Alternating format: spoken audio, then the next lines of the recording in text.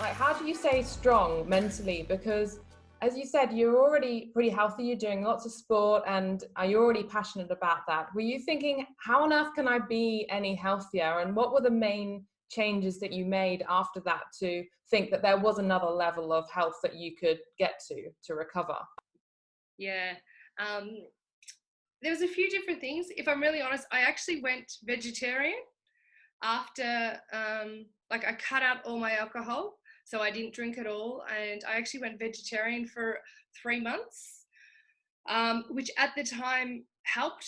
But then 3 months later, my body was craving protein and chicken.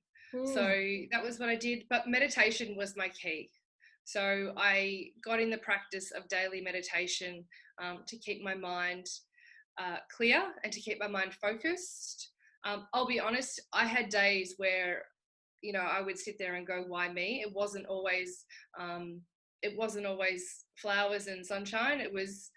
There were days in there where I was, I was questioning, why has this happened to me? And sitting in that not good space. But I stuck with my daily practice of meditation, yoga as well. I got into yoga at home, surrounding myself with good people. And I also started to really nourish my mind with positive affirmation. And that's where I started my personal development work as well. Well, I think that's really interesting, and especially today, because a lot of things are going around, like professionals are saying how important right now with that added anxiety of our situation, how something simple like meditation and movement are the key drivers to keeping sane through all this. I think maybe is it because it's such a simple act, people disregard it? What do you think? Yeah, I think like I know I'm constantly teaching my clients just to breathe. Like it's such a simple tool that we can all do, and yet I think because we're so busy and because we've got the ability to, with technology being so advanced, we've got the ability to do so many things at once.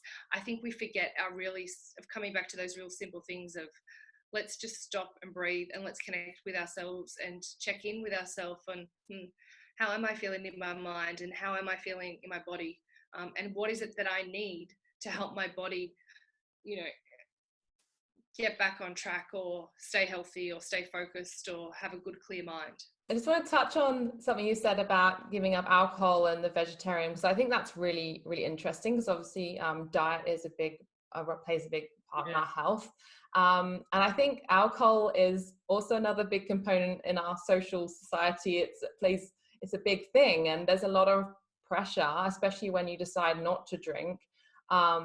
For people really question it. Did you find that hard when you decided? I mean, obviously what you've been through, it was kind of acceptable, but how have you brought those through, or what do you say to people when they're trying to get ultra healthy around those two, Yeah, like diet and alcohol? yeah. Um, at that time, what I was going through, I didn't actually find it difficult to say no to alcohol, and there was no real reaction. It's interesting you say that. Last year, I spent the whole year off alcohol, and it was a lot of comments about why are you off alcohol and just have one drink, and a lot of those comments, which can be difficult to navigate your way through when drinking is so socially accepted in today's society. But I think to answer your question, I think it's a lot about you being really clear on what it is you need for your body and being true to you on why you're doing it and the benefits that you are going to and your body will receive. And for those like namesayers that have their opinion, it's just really about blocking their opinion out, and what people think of you is none of your business at the end of the day.